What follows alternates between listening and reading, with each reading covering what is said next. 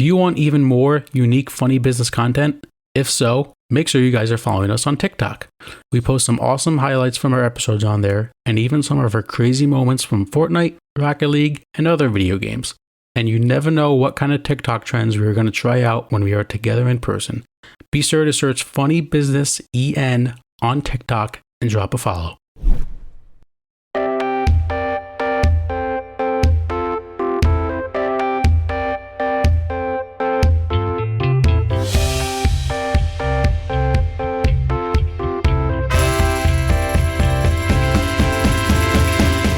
Hello, everyone, and welcome back to yet another episode of your favorite podcast to listen to, the Funny Business Podcast. I am Mike Gambita. Alongside with me is Mr. Matt Summers. We got some knee-slapping content for you today, but speaking of knees, speaking of legs, Matt, how's your leg doing? My leg's doing great. Let's see if how it looks right now. Yeah, about the same as this past weekend. Well, you know, if anyone's ever heard of the game What Are the Odds, if you haven't, basically, if your friend wants you to do a stupid thing, you say no. They say, what are the odds? You then pick a number range from like 1, in this case, it was 1 to 40. Then someone counts you down 3, 2, 1. If you say the same number, you have to do what they say. If not, there's like another punishment that you have to. Basically, you have to do whatever it is. I just went on the record. So this past weekend, I was visiting some friends in New Jersey. And are you sure they're friends now? Yes, they are still friends. All right. And my one friend, we were in Target, of course. Why wouldn't we be in Target? Asked if she could wax my leg. I said no. It says 1. So she said, what are the odds? I said 1 to 100. She said 1 to 10. Somehow someone said 1 to 40. I said, I don't agree to this. Counted down 3, 2, 1. We both said 37. Oh my God. So we bought the waxing strips, and I waxed part of my leg above the kneecap. It's not too bad because it's not super noticeable. Didn't hurt as much as I thought it was going to, oddly enough. And I just kind of have like a small patch of smooth skin on my thigh. 10 out of on a scale of 10, would you recommend? If you're actually looking to like wax, I think I would recommend it. It really wasn't super painful. It burned, but like, I don't know. It wasn't as bad as I was expecting. I'm really surprised you took thought into actually if you want to recommend it to people. I really thought it was going to be a lot worse. It burned, and like the initial reaction was like, oh man, this sucks. But it was in the long run. It wasn't too bad. Like it didn't really get super red. And it's very smooth. I'm glad it's smooth, Matt. I'm really glad. I'm glad. Except there's like this one patch of hair like in the center of it that like didn't come out, which looks kind of funny. Yeah, I have this weird hair. So like, if anybody knows me, I don't have the most darkest of hair on my arms. My legs do show a little bit, but above the kneecaps from baseball pants. Did you know, depending on what like sport you played or what you've worn, really defines what your hair looks like on your body? I actually did not know that. So like the baseball pants, like both you and I played baseball. I'm sure your legs, we're talking about leg hair. What a great way to start the podcast. Your like probably thighs don't have as much hair, but your like around your shin area does. Yeah, I think that's probably true. I'm trying to look at my legs now. Yeah, I think that's pretty accurate. We're going to leave it at that before we get into the nitty-gritty of what we look like as far as body hair. But I have this one black hair that's always near my watch. And Jenna always likes to point it out too when she sees it. But I don't think she hasn't seen it yet. But you can't see it on camera on the YouTube page. But what also she likes to point out too is gray hairs. Have you been getting gray hairs yet, Matt? I haven't. And I think I'm pretty lucky. Why is it me? Why is it always me, man? Hey, it's just how the cookie crumbles. Yeah, it's just how the cookie crumbles, man. Matt, I got to ask you something. Yeah. Do you know the Muffin Man? I do not know the Muffin Man. The one who lives on Drury Lane? I do know that Muffin Man. That Muffin Man. Yeah, I know that Muffin. Everyone knows that Muffin Man. It's a song the other day. Well, apparently Lord Farquaad didn't know what where the Muffin Man was or who the Muffin Man was when he was interrogating Gingy. But if you all don't know what I'm already talking about already, you must be living under a rock because Shrek. Yes, we're going to talk a little bit about the ogre. It's not ogre yet. We're going to talk about it a little bit. Matt, a little upset over The Guardian this past week. A little fired up. I'm ready to share my thoughts. So Shrek hit 20 years old as far as its release date this past week. Can you believe that? Shrek is 20 years old. It's just about the same age as you and I. But The Guardian, and here's the thing, Matt. I don't want to talk too much about the article because I think it's bullshit.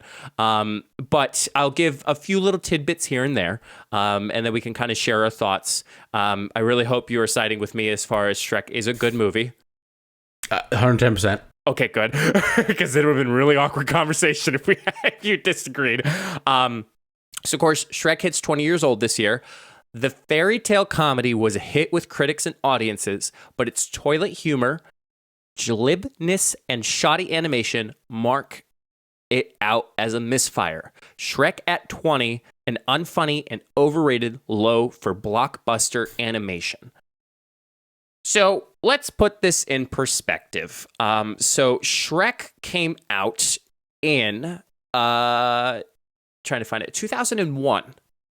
So around 2001, we had things like, and I'm just looking this up, we had Harry Potter and the Sorcerer's Stone, Joe Dirt, for those who like Joe Dirt, Planet of the Apes, Jurassic Park, Lord of the Rings had one show that came out, The Mummy Returns. I freaking hate The Mummy Return. They freaking hate The Mummy, period. That's a hot take.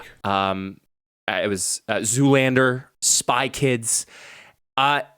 Matt, to be completely honest, I do not see any of these movies, and I just did a quick Google search of movies that came out in 2001.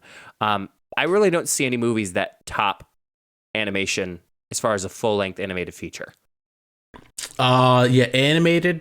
Yeah, I would say Shrek is probably the top. Obviously, you can make the argument that Harry Potter kind of kicked off the series, like that one right. would. But like animation wise, like yeah, and also like we can't just go back 20 years when technology wasn't what it is now and say, well, the animation sucked back then, because maybe that was good animation for the time it was made.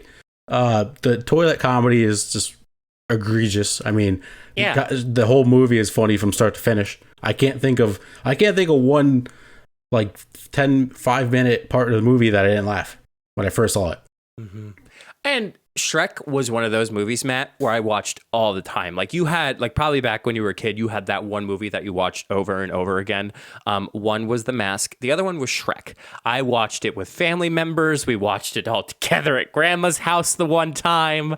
But a lot of the bits, a lot of the lines, we still say today, 20 years from now.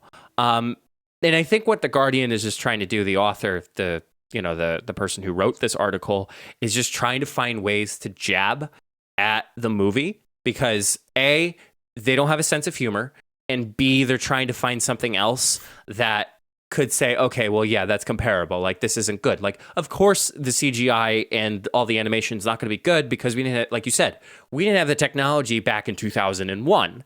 Yeah, we had a lot of technology, but not enough technology that you see today with these amazing movies and video games that we now play or enjoy watching from other players or Twitch streamers or YouTube icons. I just am disappointed with how it was presented, that, and Twitter was going off. I don't know if you saw Twitter going off. It was going off. It looked like a huge sporting event was happening. Literally everyone was commenting on it. I didn't really see a lot of people defending the article either. I don't know if you saw anyone. I saw pretty much everyone was defending Shrek as they should. Go ahead. No, I was just saying, I saw like the comments based on like the article. You know how like articles, like newspaper articles, have like the comments section down below, which you always try to avoid if it's something about you or about a company that you were a part of. People were backing up the fact of like the animation, but they were saying like, you can't just say the animation sucks and not review the whole movie as a whole. Like your stance was the technological perspective, but everyone else was, does this guy, but this poor guy never had a life. Like the author of it, this poor guy never had a life. No, and he never had a chance with this article being successful just because everyone bashed him. You make a good point saying like the one-liners, like we still say them to this day, right. And it's been 20 years. You know what else is a good standard for if a first movie is a good movie? They made like 4 other ones, and they made Christmas specials. Usually, if there's a first bad movie, there's not even a second one, let alone a third and a fourth, and all these series and specials. And you know, when a kids movie, it's mostly a kids movie. I mean, adults like it too, but when a movie's that popular, still like 20 years from now, like we've seen people make TikToks about it. We see, you know, people watch it reruns all the time. That's pretty good indication that the movie's pretty good. Mm-hmm. And like the cast, like Mike Myers, Cameron Diaz, Eddie Murphy. Eddie Murphy, like that's pretty good cast too. I don't think the 3 of them to get together and make a bad movie. It's an all-time. I think a lot of people would put it in like their all-time like top 10 movies. Do you have a favorite line from the movie that you remember? I know I'm putting you on your spot. Yeah, off the top of my head, I can't think of one. I don't know if you have one. Well, maybe this will jog your memory, Matt, because we're now playing a game. We are only a Shrek-spert can ace this quiz. Only people who have watched Shrek 3 times can get a 12 out of 15 on this quotes quiz. This is from BuzzFeed. So, because, Matt, how many times have you watched Shrek? I don't even know. Not a whole lot of times, but not like... Over, under 5. Over, under 5. I would say... under? Okay. Yeah, I think I'll take the under. I will ask if you would like to. So I'm going to read you a quote. You could either A, have choices, or B, you can open-endedly guess. I'll probably take the choices. Oh, okay. All right. So there's 3 people who said ogres are like onions. Is it Shrek, Donkey, or Fiona? Shrek. It is correct. It's Shrek. I knew that one. Second one. Not the gumdrop buttons. Was it the 3 blind mice, the gingerbread man, or Fiona? Gingerbread man. You are correct. It's the gingerbread man. I remember that scene. Next one. I'm trying to not like say it in what the character's voice. It's so tough. I like that boulder. That is a nice boulder. Donkey. 3. You're correct. Next one. Better out than in, I always say. Was it Tinkerbell, Donkey, or Shrek? I don't remember, but that feels like something that Shrek would say. So I'm going to go with Shrek. You are correct. It is Shrek. Yeah, that feels like a Shrek quote. Next one. Well, that's not very nice. It's just the donkey.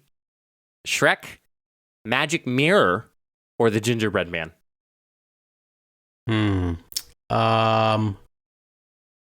I feel like I know this quote.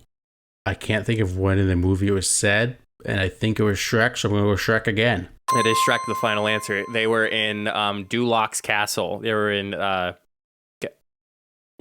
were in Duloc. That the name, I was like, King Duloc? No, they're in Duloc. And they were having the battle, and Shrek and Donkey come into the ring, and Lord Farquaad goes, ugh, it's hideous. And Shrek goes, well, that's not very nice. It's just the donkey. Yeah, that's right. All right, next one. Some of you may die, but it's a sacrifice I am willing to make. Was it Lord Farquaad, Monsieur Hood, or Thelonious? I'm going to say Lord Farquaad. Final answer. It is Lord Farquaad. I hate that guy. If anybody knows the whole meaning behind his whole name, bonus points to you. All right, man. Next one. We could stay up late, swapping manly stories, and in the morning, I'm making waffles. Donkey. It's correct. Funny how he didn't want to make pancakes. Just saying. All right, next one. She's a loaded pistol who likes pina coladas and getting caught in the rain? Was it Magic Mirror, Donkey, or the Big Bad Wolf? That is Magic Mirror. It is Princess Fiona. That's an underrated scene, I feel like. Yeah, they actually say a lot of bad, like, adult jokes in that, that sequence about Snow White and his 7 dwarves. Yeah, people forget about that. Yeah. All right, man, next one. Be still, mon chéri, for I am your savior. Was it Donkey, Lord Farquaad, or Monsieur Hood?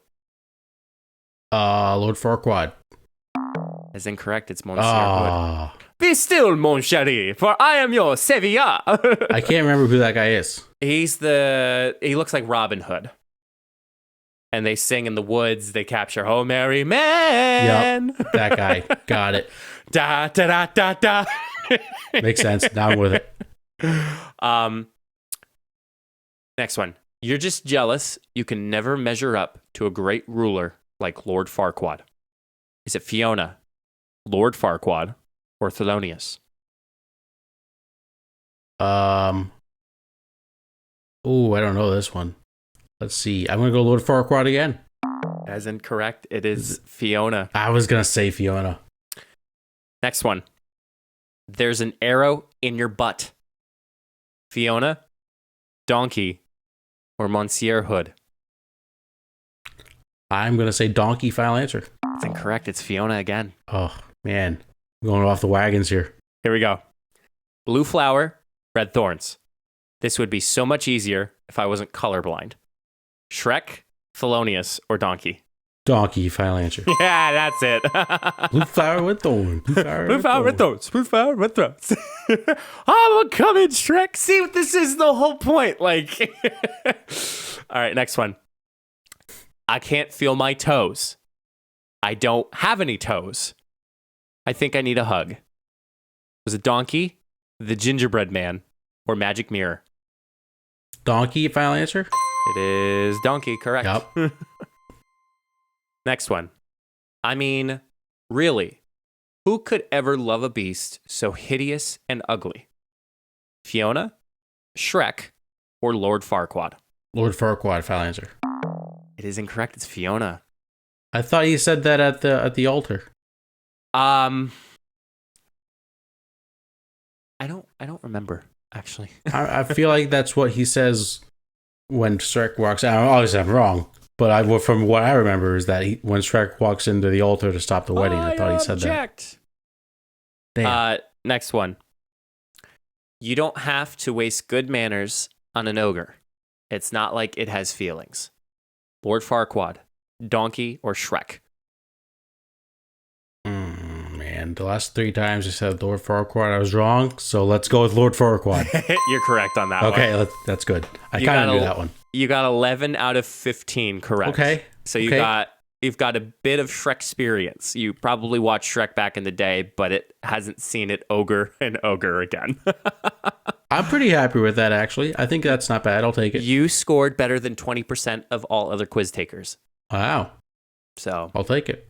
I will.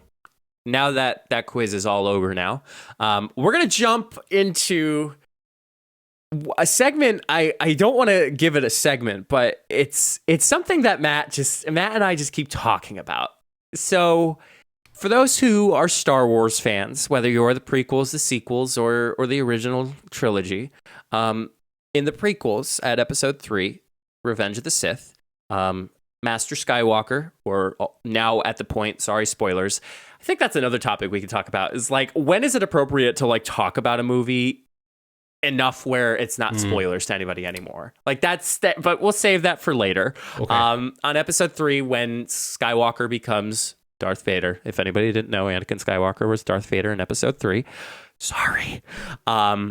He decides to start killing all the Jedi that he has access to. So Lord Sidious or Emperor Palpatine told him to go to the Jedi Temple and decides to wipe out all the Jedi. That includes the younglings. And there's this really in particular scene that he enters in what looks to be the Master's meeting room, like where all the Jedi Masters sit around in the row. It's a bunch of kids that's hiding. And there's a blonde kid a youngling that comes up and says, Master Skywalker, there's too many of them. What are we going to do? And we all kind of know by, not foreshadowing, but we all kind of know by the cut that Anakin kills all the younglings. So we've been talking, and we want to know, where is this kid now? Yeah. So Star Wars Episode 3 that came out in 2005. Wow. Yeah, right? I didn't realize that. So that was the last one before they moved into Christmas for the Force Awakens. Right. But anyway, Matt, I found out what this kid's up to now, believe it or not. Actually, not that what he's up to, but there's actually a story behind his claim to fame, I should say. So this kid is named Ross Beedman. Ross was just 6 years old in 2005. So as I'm talking along, Matt, you could do the math and figure out how old he is. Okay. But what happened? Actually, so yeah. Did you figure out how old he was yet? 2005 or 6, so that's 22. 22. So he's 22 years old.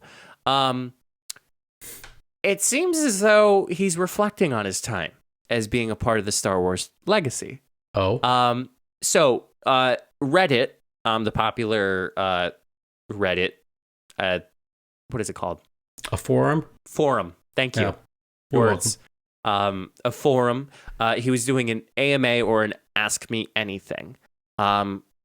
So, believe it or not, Matt, a fan asked the question, did you know that you were going to be killed in the movie? His response was, I didn't know that I got killed off until I saw the premiere. Oh, no. Wait, what? Right? That's crazy. Even then, my parents told me that I survived to spare my feelings by my friends at school. Spare my feelings by my friends at school told me that I died after the film was released. I got over it after a few months. That's crazy. Could you imagine filming a movie thinking you're alive? Well, hold on. What did he really think was going to happen? I know he's 6, but I feel like if I was 6, I'd be able to put 2 and 2 together. Like there's a scene, his lightsaber glows up. I think you know what's coming now. Yeah. So then another question came up was saying, being a character in Star Wars must have been a big deal. Were you given tickets to see the movie or any form of thank you besides money? Matt, guess how much Ross got paid for this role? Let's see. That was back in 2005. So I'm going to say $100K. You're funny. 10K. No. Nope. 5K. $127. Oh my God. Yeah. Oh my God, dude. 90 pounds or $127.69. Nice. So I guess he is only 6 years old. I He's didn't only really 6 consider years that old. part. So he said that aside from the smallish amount of money for the role, he was given tickets to see the premiere with his family. So that was cool. That's awesome. Here's the crazy part. Another person asked, did the role make you popular in school? The kid's response was, Beeman wrote back to say the playground fame was something of a double-edged sword, explaining yes and no. It was annoying as I was known as the Star Wars kid rather than the guy that just happened to be in Star Wars and there was teasing. So I guess that comes with just maturity. Like for you to be a part, and I'm sure this the memifying of it really took a turn as far as his popularity. But to me, I feel like that's a maturity thing where Ross is just trying, as a kid, was just trying to understand why the kids were making fun of him. I mean, we kind of made fun of him to begin with in the episode before the segment started. So, but yeah, he was actually, I guess, I don't want to say bullied was the correct word, but I feel like that's the closest that I could get to as far as his experience. I feel like that's got to be tough to be a child actor, in general, because you are still trying to go to school and act. Now he only had one line, but it can make a big impact on the kids' lives, and especially if You don't know what's going to happen when he goes to school and becomes popular. You don't know how his classmates are going to react or how his friends are going to react and treat him differently or treat him badly or, treat him with special, in special ways that other people get treated. Right. I think that, does it help or hurt that it's Star Wars and it's maybe the biggest franchise ever? Who knows? Probably I played some part of it too. Like if it was just some regular movie, he had a really good wine line in. Maybe he's not seen the same way if instead of Star Wars. Like if he was seen as a hero rather than a damsel in distress. Yeah. Matt, another question came up.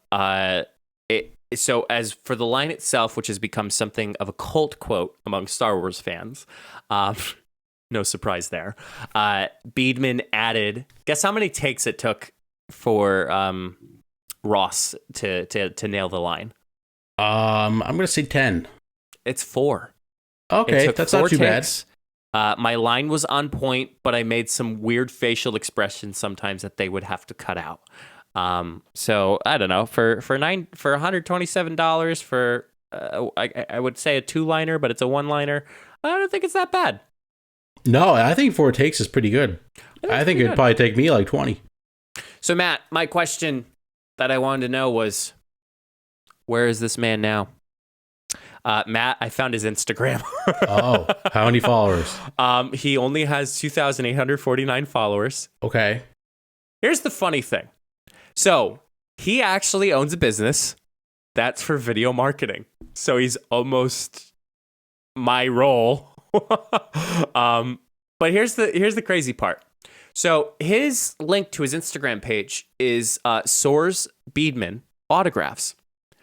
So the name of the child, like Star Wars child, was Soars Beedman. Matt, what he does is he actually signs. It's literally the scene with the lightsaber out, or it's a close-up of his face of Master Skywalker. There's too many of them. What are we going to do? And he actually signs the autographs, and you can actually get it personalized. Some people put, Master Skywalker, there are too many of them. What are we going to do? And he signs it. Matt, they're only $48. That's kind of crazy. I was this close to buying one. I was like, I'm going to buy one just so I can have it ready for the podcast. But that's pretty sick, actually. Like, that's just honestly, $48. I don't think that's that bad of a price. If you think about it, if he sells 3 of them, that's like the equivalent of what he got paid. Right. That's a sweet deal. Wonder how many he sold. I don't know. I mean, he has a website, so it's certainly picked up some popularity as far as, some of his, I guess the popularity picked up. I guess that's all I was going to say. He's funny with his Instagram stories because I guess apparently he saw Hayden Christensen and it says he had an Instagram story. It says, when you dead ass hang out with a guy who murdered you, and it's a photo of the 2 of them. At least he's got a good sense of humor about it. Now, I don't know, man. I think it'd be pretty cool. I actually don't know that too many people that I know that played a kid's role into some movies. But hey, I mean, I don't know, like you get older. And like these, I mean, this is what do they call them? It's like a golden legacy. Like these 9 movies, like these are the things that you have to watch first before you watch any spinoffs. But like just being a part of that saga, like, come on, like that's a nice 2 truths and a lie. Like I was in Star Wars. I like there's so much. It's cool. That's all I gotta say about it. It's just so cool. I mean, it's going to be so awesome when he gets to just tell everyone, I was in Star Wars. And they're like, oh, what role did you play? Hey, did you hear this line before? Like, that's freaking sick. That is the best fun fact anyone has of all time. And it's not even like, it's a line. Like, it's not just like, oh, it's a line. Like, he's in a group of people and he yells out. Like, this is a moment that everyone is reciting, repeating, and now getting autographs for. It's probably one of the most popular lines in Star Wars history. Besides, it's over Anakin. I have the high ground. Yeah, I mean, I like that's more important. That one's a more important quote, but like most well-known quote. Like as fantastic. Like as far as like a well-known quote, that's probably in the top 10, top 5, maybe. And that's probably in one of the most loved Star Wars movies ever. And it's oddly enough, it's a line that nobody screws up, because the most iconic line, everybody thinks it's Luke, I am your father. That's not it. It's no, I am your father. He doesn't say Luke in the line, and people screw that up every time. But this is a line that I think people would totally be okay nailing every single time. Besides, it's over Anakin, I have the high ground. that was just a good bunch of one-liners. That like, hello there. Like, that was in it too. What else was in it too, Matt? I mean, that whole scene between Anakin and Obi-Wan at the end. Two of the chosen one. Peace, freedom, justice, and security to my new empire. Your new empire. The whole that has to be the best movie in the whole trilogy, or the sequel, series. prequels. Yeah, I think it's the best one in the prequels. Yeah, I think you could argue it's the best Star Wars ever. Really? I think you could. That's a nice take. I think you could. I mean, I would have to rewatch all of them to make that take, but yeah, I mean, you see that every time I go on TikTok, I see a TikTok about Revenge of the Sith. Mm-hmm. Well, hey, I bought all 9 of them before I bought Disney Plus. So if you want to watch them without, I don't know, less click into Disney Plus, you can just watch them directly from my iTunes movies. That's pretty sweet. Feel free. But Ross, we hope you're doing well. If you hear this podcast, if you want to come on the show, feel free to let us know. That was another surprise I tried getting was, Matt, do you know this person? And we're just going to try to see if you got a chance before he actually said his line. That would have been so freaking cool. But anyway, if you guys have any suggestions or any people or child actors or just actors in general where you want to know where they are now, feel free to let us know in our social media. When we come back, Matt has the sports. You don't want to miss it. Let's say you start a podcast or you're running your own side hustle and have a bunch of links that you want your audience to know about. As a podcast, Matt and I have all of our social media, all of our podcast links, and other important things.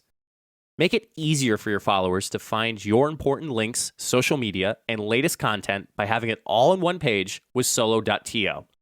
I'll be honest, I have used similar websites like this, but nothing compares to solo.to. All of your links are clean and easy to navigate. Have an upcoming video? It's really easy to make those changes. Plus, solo.to has opportunities to upgrade to include more customization, advanced analytics, and so much more. Solo.to is giving us a special opportunity for you to get 10% off if you create an account and upgrade. Be sure to go to solo.to/funnybusiness to create your account today. Solo.to, it's the way to go. Do you think, Matt, people are tired of hearing our Anchor ad? Yeah, probably. But let's be honest, if it wasn't for Anchor, we would not be doing a podcast. You're right, Matt.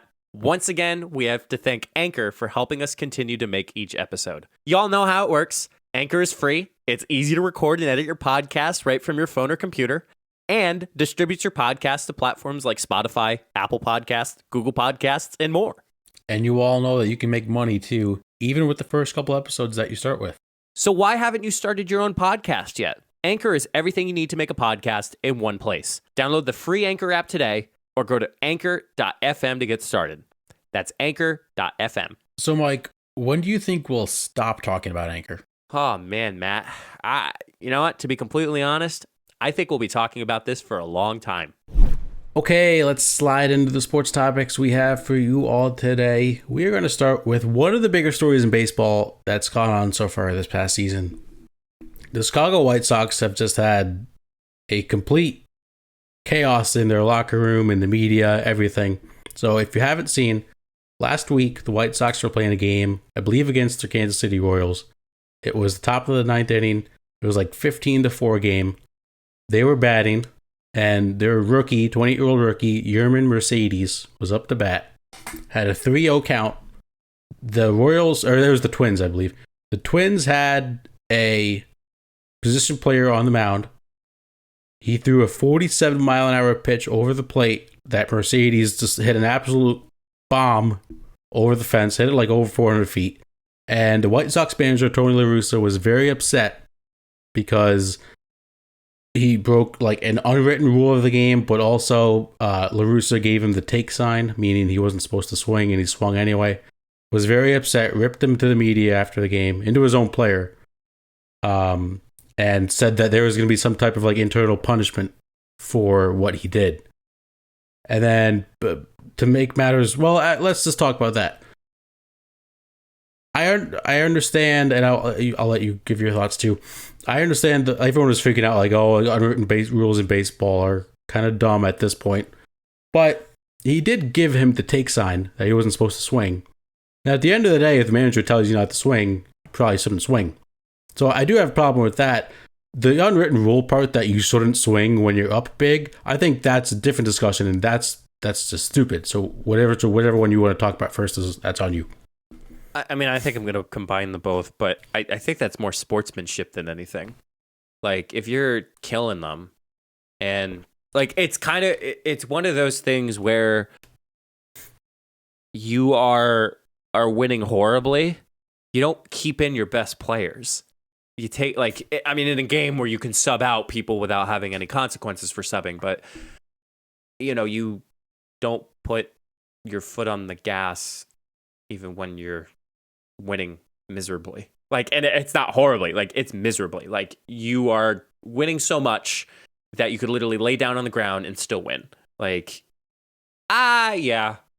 I'd be upset too. I mean, I think you're right. Like, the manager's perspective was take the pitch and the guy swung. You're technically not listening to your manager, which that's your person you're supposed to listen to. So I think he deserves a punishment because he didn't listen. But as far as the unwritten rule, I mean, that could be an education piece. Because, you know, I mean, last week we talked about Udonis Haslem about like the culture.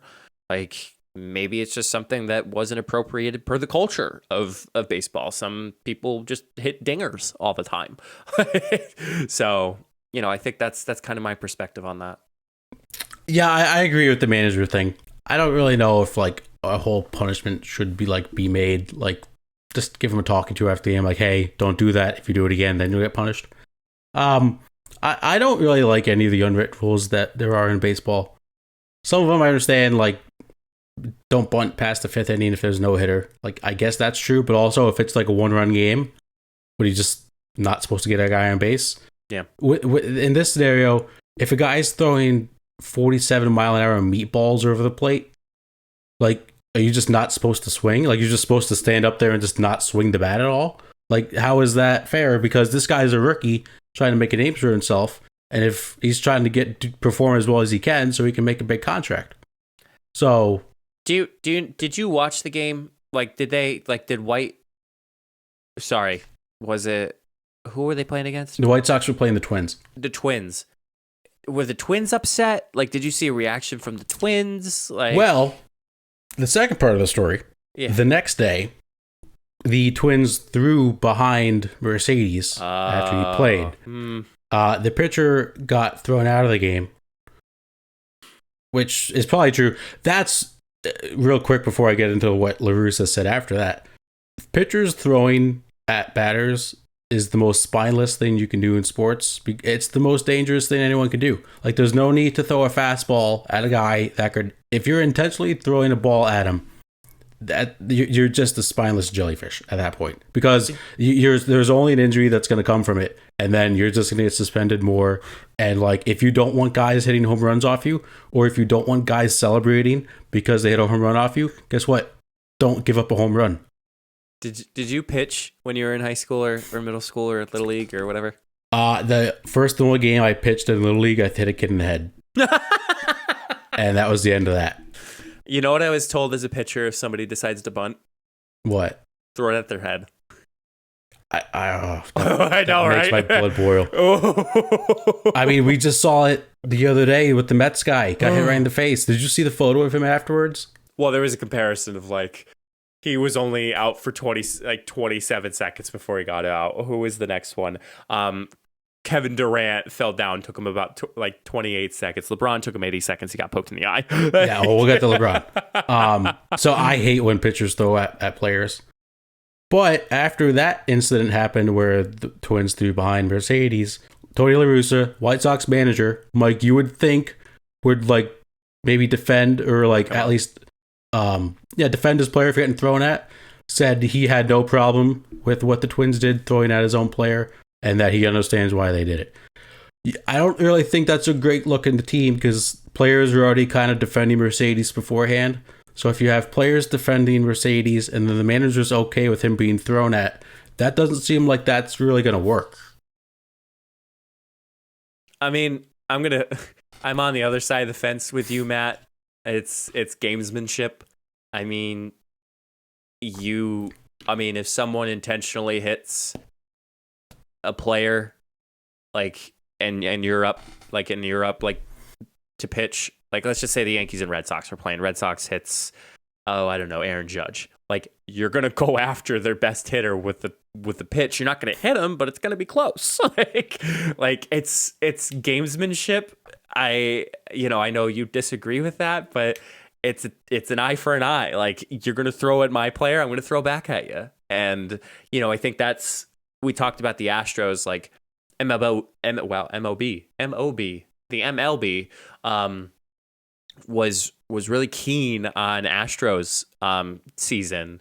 The season after they were accused of cheating for the World Series, and it was like no one's allowed. Like, you're automatically thrown out if you even close try to hit an Astros player. Like, there was a lot of regulations set, but in just a regular game of baseball, people just do it. I think that's a hard comparison to make because the Astros were like physically cheating against the rules of baseball. This dude just hit a home run. That's part of baseball. What the Astros did was not part of baseball. And like, I understand you're mad maybe that the guy like hit a home run and like pimped one off at you. But what's going to happen if you just go to intentionally throw inside on him and you throw like a 95-mile-an-hour fastball at his face, breaks his face, it gives him serious injuries. But there's, I think for me, getting told to throw a pitch at the kid's head if they decide to bunt's a little too rash. Yeah, it is rash. I think any intentionally throwing is crazy to me. But you also said, what you were going back on it, you were saying how, that's the game of baseball. But where was I going with that? You said something. So I was talking about the Astros, no, throwing at a guy. Oh. Getting a pitch at you is part of the game. Like, you're in the batter's box. There's a slight chance that you could get hit by the ball. I'm talking about intentionally trying to hit a guy. Oh yeah, no, I know what you mean. Right. That's exactly. But just having. Where's my point with this? So let me throw this at you. Yeah, go ahead. So let's say it's the next game. You're going to throw it at me? Yes. It's the next game. You intentionally throw at a guy because maybe he looked at a home run a while before he started to run bases. So you throw it at him. It's the next game, 0-0 game in the 8th inning. Or let's say you're winning 1-0. You think, hey, we're going to win this game. I got to hit him. You hit him. Next guy comes up, hits a 2-run home run, you lose the game. See, and even that, whatever happens in that game is the game. Anything happens after that, you're on to the next game. That is just, that's stupid. Right, but that's what I'm saying. It was the next game that they threw at him. I don't know. I have a whole problem with this whole thing. Should happen the game night and the night of the game, no matter what. Like, so if we're trying to compromise here. I just think it's funny that we're having this whole discussion because a guy hit a home run in a baseball game. Yeah, but yeah, I guess that's coming from a guy who's pitched, and yeah. So, speaking of pitching in baseball, no hitters seem to be happening every single week. Yankees had a no hitter last week with Corey Kluber. Day before that, the Tigers had one with Spencer Turnbull, I believe is his name. I may have messed that up. Mike, there's been 6 total no-hitters this season in baseball, which is crazy because it's only been going on for like a month and a half. Yeah. There was rumors that the league kind of like changed the ball a little bit because they were upset that so many, not upset, but pitchers were complaining that the balls were juiced and they were getting so many home runs hit off them. So now we're in a season where they kind of said they did make some changes to the ball, and now we're having an alarming number of no-hitters. Are there too many no-hitters being thrown right now? Like, is this a serious problem? I don't think in your opinion? I don't think it's a serious problem. I think that having a bunch of no-hitters kind of correlates to how the season's been. We had some there's a lot of stuff it's ever-changing environment. There's fans that are starting to come into the ballpark. People are starting to actually feel full season now. Like, there's a lot of factors because of COVID that's probably causing this amount of no-hitters. We see the Yankees, we were like, we're upset the Yankees are losing. Now they're second in the American League, if I'm correct, right? They're up there somewhere, They're up there somewhere. They're in the top 5. So I just think that anything could happen in baseball. And again, this is happening in baseball right now. It's too many no-hitters. Yeah, I don't think it's the no-hitters that are necessarily the problem. It is kind of weird when you see a no-hitter like every week in baseball, because usually no-hitters are a big deal. Back to back, too. Yeah, I think there is a big conversation to have, at least, of, are guys really hitting like they used to, or pitchers hitting like they used to? Now there's talk of, which is Major League Baseball has just gone all over the place because there's not enough offense after they changed the ball. Now they're thinking of moving the mound back another foot, which is going to decrease the velocity, which just counteracts exactly what you did in the past, in my opinion, which is kind of crazy. Yeah. And I think it's a combination. We've talked about defensive shifts in baseball before, where they have 3 guys on the right side of the infield and 1 guy on the left side. So I think it's a combination of, pitchers are getting more comfortable with throwing faster. And teams are allowed to shift more often. So if they want, I don't think no-hitters are a problem. I think no-hitters are cool.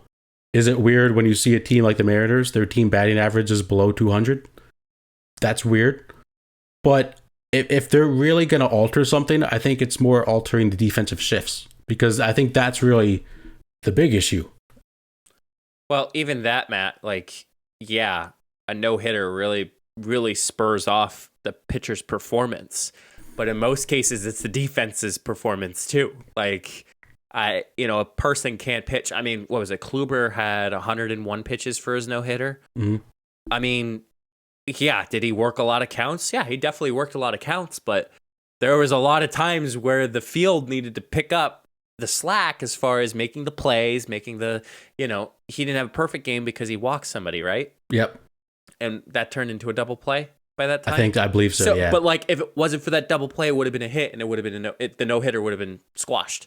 So, again, it really depends on the defense. Yeah, I agree. I hate defensive shifts. I think we've talked about this before. But if they want more offense, just get rid of shifts. Yeah. That's really going to eliminate it all. Because think about in Little League, how many kids could only pull to the left side or pull to the right side. So if you make that adjustment, it's tough. Oh God, you're going to get a lot of upset parents about shift to the left side. I mean, it happens in the majors too. There's guys that can only pull the ball. If they're left-handed hitters, they pull it to the right side. And should they even now guys hit a ground ball straight up the middle, and there's the shortstops playing right there. If you hit a ball up the middle, that should be rewarded for a base hit because that's where you're supposed to hit the ball. Well, and I think it comes with a risk. There's an advantage for the defense of having a stacked right side of the field, but let's just say, for instance, I'm trying to figure out a good scenario. You stack the right side of the field, so shortstop moves over in between first and second baseman, and you have the third base kind of playing a shortstop-ish. Mm-hmm. Somebody's on first base steals second. No one's at the plate because both second and the now shortstop third base has to cover back. Nobody's on third. And that's what happened with the Yankees when who was it? Stole second, then went to third, and then went to home because there was nobody there. So it's a risk you got to take. Yeah. But again, it's changing the game of baseball, and it's like the 3-point shot for basketball. You change the game for when the 3-point shot was created. Yeah, I compare it more to like for people when they make an argument to get rid of the shift. It's kind of like football. Like football, like players can only stand in a certain spot. And like they're called third baseman for a reason. They used to be playing near third base and second base near second, shortstop near the shortstop area. So that's just our 2 cents on that. Let's move on to the NBA. Thank God LeBron's okay.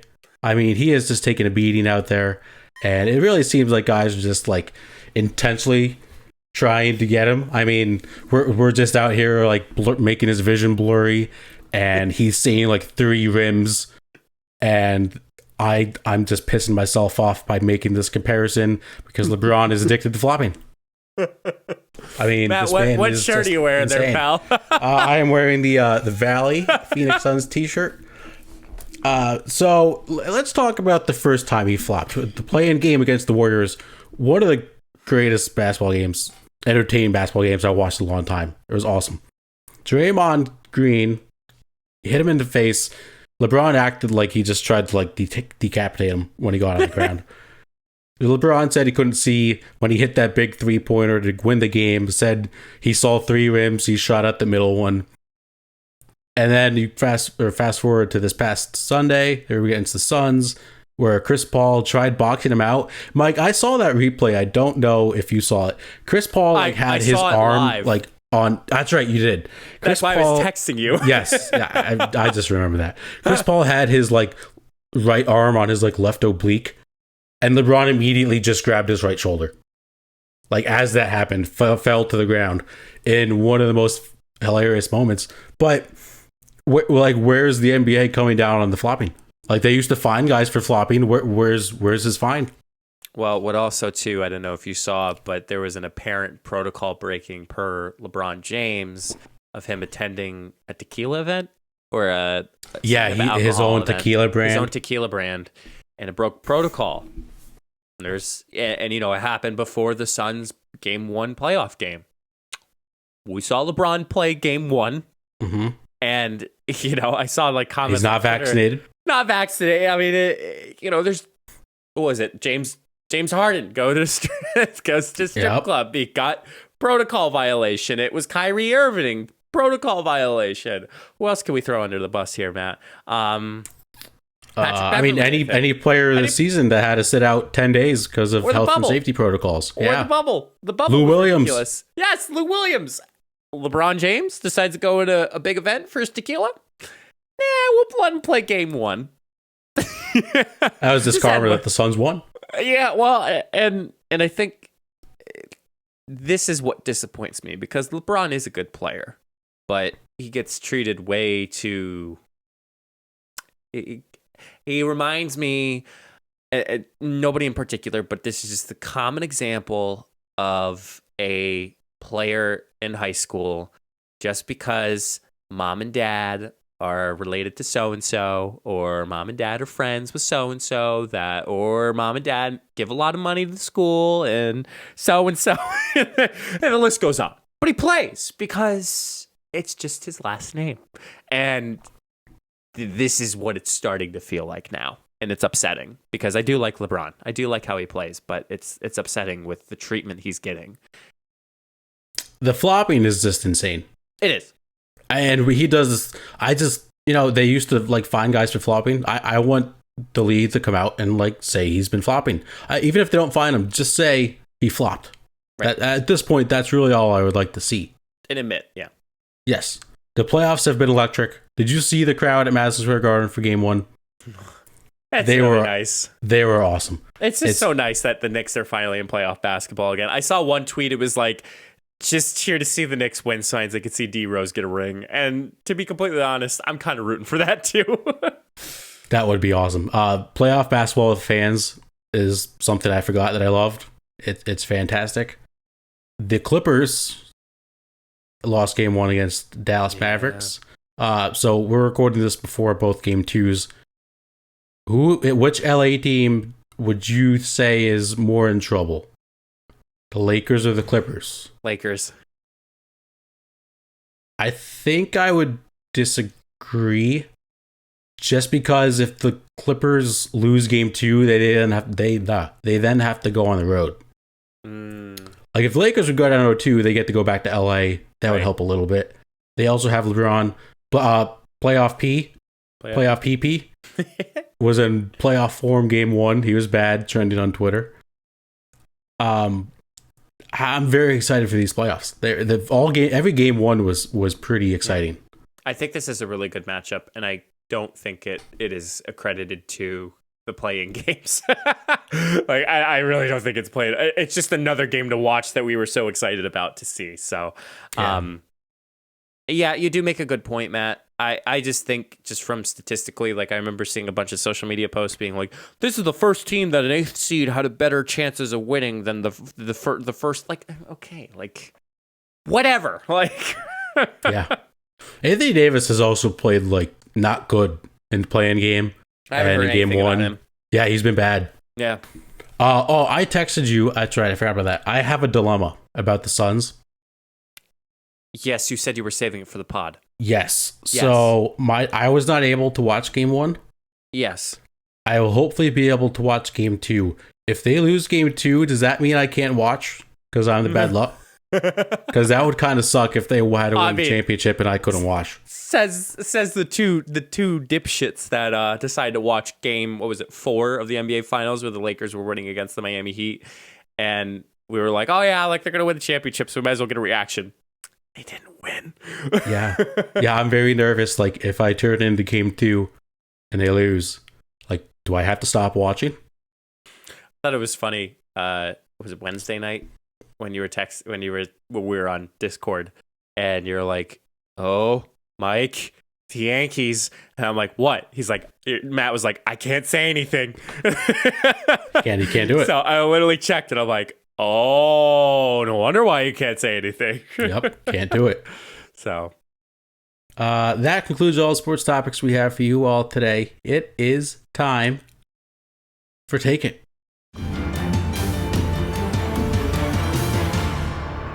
Okay, so for Take It today, Mike, we have a little bit of a twist. Uh-oh. So Plot twist. I have an article. Okay. There is a poll by YouGov America. Oh, God. And this poll was all over the internet last week. All right. It is called Rumble in the Jungle. What animals would win in a fight? So basically this poll was polled a bunch of Americans asking, there's 2 different polls in it. So one was asking what animal would win in a fight against other animals, and including unarmed humans, and there was a whole poll of that. The second poll is what we're going to focus on. Okay.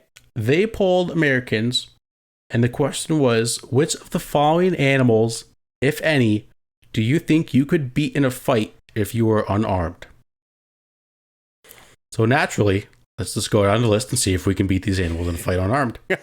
Didn't you mention this a while, like a couple? I think I mentioned it at the end of last week's. But I'm so excited that we're talking about this today. Yes. All right. So there are 1, 2, 3, 4, 5, 6, 7, 8. There's a bunch of them. We'll talk about them. So the first one, I'll give it the percentage of Americans I think they could win. 72% of Americans think they can beat a rat in a fight. What is up with the 18 the 20 I can't do math 28% that says they can't. Yeah, that should be 100%. Frick, this should be at least 98 because maybe I don't know, you catch by surprise. I mean, rats are huge, but they're a rat. They're rat. Like just that'd be 100%. Yeah. Yes. Yeah. Just stomp. Yeah, absolutely. Yeah. I mean, like, literally fight to the death. Like, yeah, okay. Like if it was in my house, like, yeah, I'll rat trap it. But if it was fight to the death, like, heck yeah, I'd stomp the crap out of that thing. Yeah, what are you going to do? What's it going to do, bite you? What are you going to do? What are you going to do, fat panda? Sit on me? That's an easy clap. 69% said they could beat a house cat. What? Yeah, 69% said they could be a house cat. I feel like I could maybe. I could literally punt a house cat.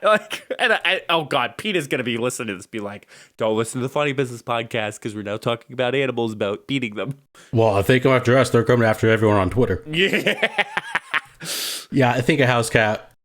The claws, depending on like how long its claws are, that's an issue. A cat actually has a true weakness. What? You grab it by its neck. Not saying to strangle them, but like there's right. God forbid, like I killed a cat. But you grab the back of its neck, and like people think like you grab its skin. Like you grab, I mean, yeah, you're gonna grab some hair, but you grab its skin and you hold it up. That's the way mothers used to carry the cats from place to place. So they use it as not a defense mechanism, but anyway. I digress. If you need to pick up a cat safely without it scratching you, grab it by its neck. You're not going to hurt. Not like from like the front, like the jugular. Like grab it like from the back of the neck. Like the skin on the back of its neck? The skin on the back of its neck. Pick it up and you caress it because you could hold it like that, but I always feel bad. So you always grab on the neck. So. Right. Now you know. Sorry. 61% said they could beat a goose. Dude, geese. Geese are scary in packs, let me tell you. Yeah, in a pack. If it's one-on-one, yeah, I'm holding the belt at the end of the night. You're snapping its neck. Yeah, I feel like that's a rat. It should be 100%. 49% said medium-sized dog, and I'm uncomfortable that dogs are on this list. Comfortable. Let's bypass. Yep. Okay. 30% said an eagle. Oh. That's a tough one. Why would you ruin America? That's a tough one. I think this is the first one that like I'd have little hesitation with. Yeah. Because not only can it fly at you, but like its talons are going to be long. I mean, it's America, man. Like you think you're going to beat America? We on a scale of 1 to 10, that is 1776, man. Like that's a good point. I would say it's like a 50-50 shot. I think that's a good number. 23% said large dog. Again, we're going to skip. Yeah, we're going to skip. 17% said a chimpanzee. That's competitive. So chimpanzees aren't very tall. They're not, but they're like hella us. Strong. Yeah. They're like us. Yeah. So I think I could put up a good fight. A good fight. You're not... I think it's a 50-50 to me. Like, if I could get into, like, a boxing match with it, I think I'd have a chance. If it's more of, like, a WWE, UFC style fight, the chimpanzee might have... Put it in a chokehold. Yeah, it might have the edge. 15% said a king cobra. Oh, that just makes me uncomfortable thinking about that. So here's the thing. Here's an easy way how you beat the king cobra. You let it bite you.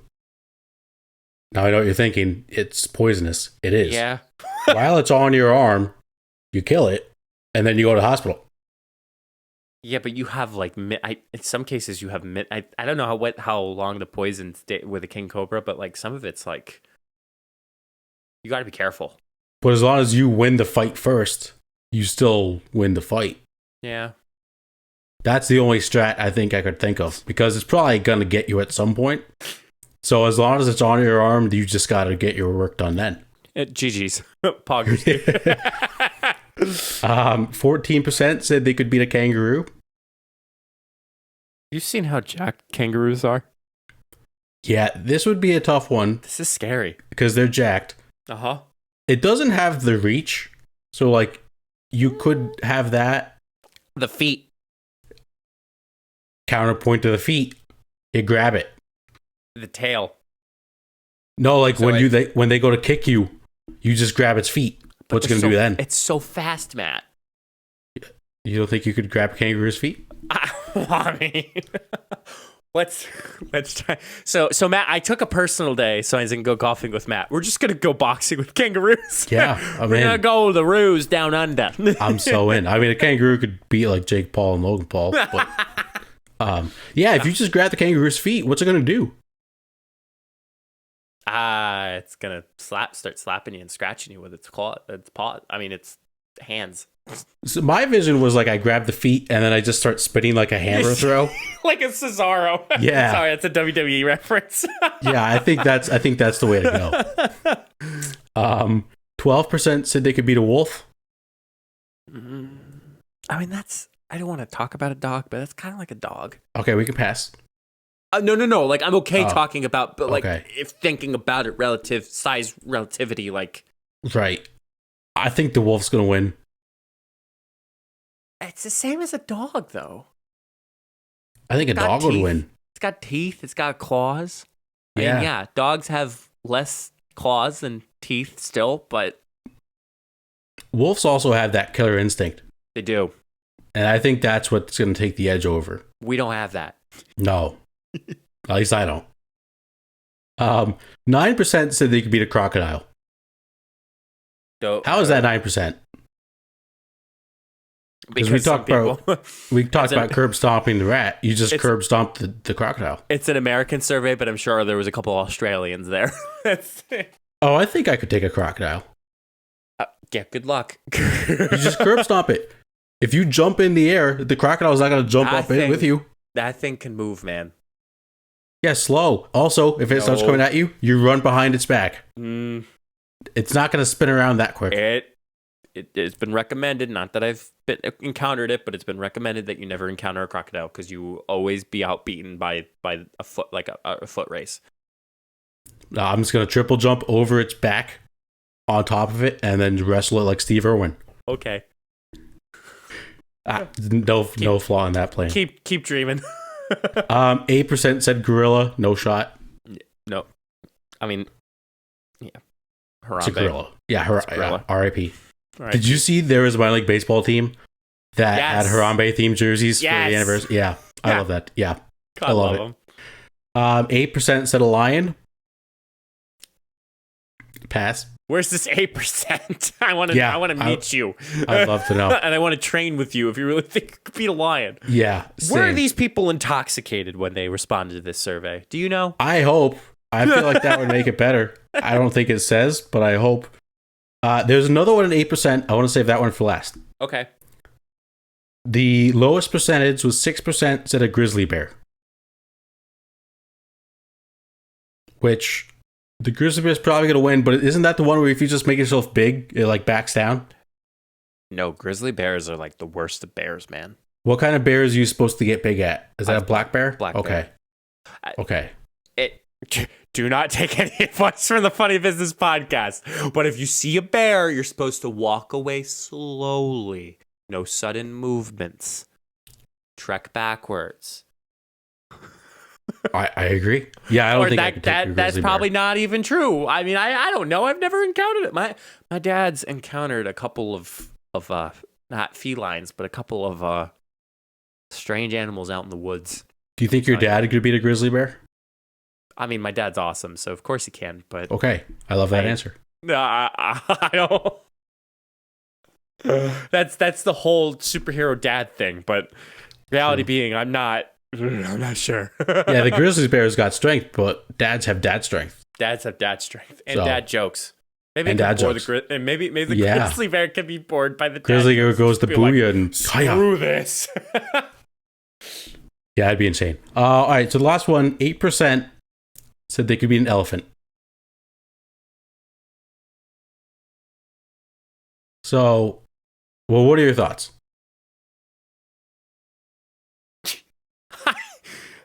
Nothing right now. How do you do? Like how do you plug its nose? Do you?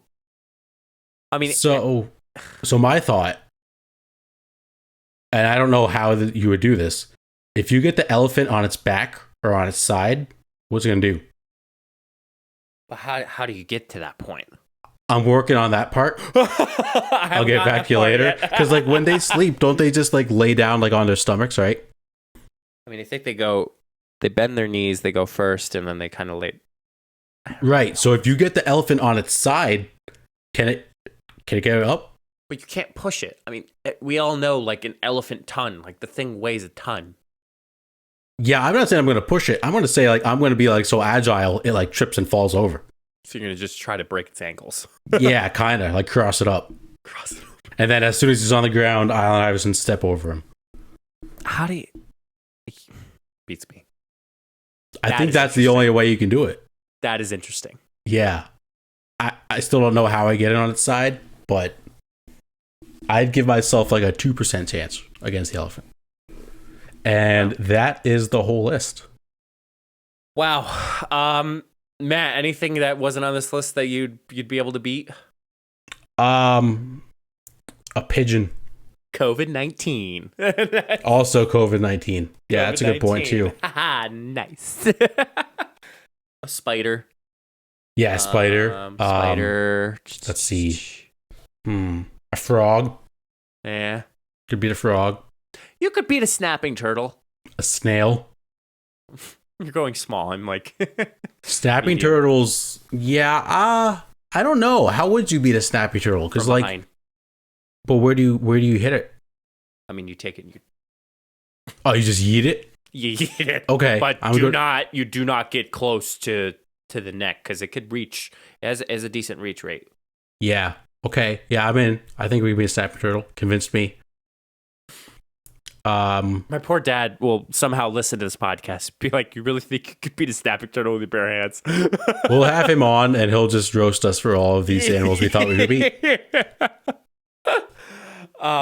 Yeah. Well, if you have an animal that you think you could beat, let us know in the comments of the YouTube section, or you can let us know on social media. The best way to find us on social media is solo.to/funnybusiness. We are rolling with the episodes. We thank you all for your continued support. If there's anything that you want us to try to do, please let us know. Matt, I will announce a topic already for next week.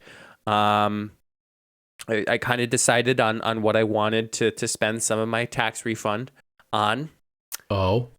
I got a smart vacuum or a Roomba. Oh, let's go. Those things are the best. It's not a Roomba. It's a different brand. So we're probably going to talk about some technological improvements that you all should need for next week. So mark it in your calendars if you want to look, if you want to listen. Make sure you listen. If you haven't been on Apple Podcasts, make sure you rate us 5 stars. Helps us out with the podcast, getting to other people, and maybe helping out Matt probably find the love of his life, because that person, I cannot wait for that day to happen. Somebody listens to the podcast, finds out that Matt's single.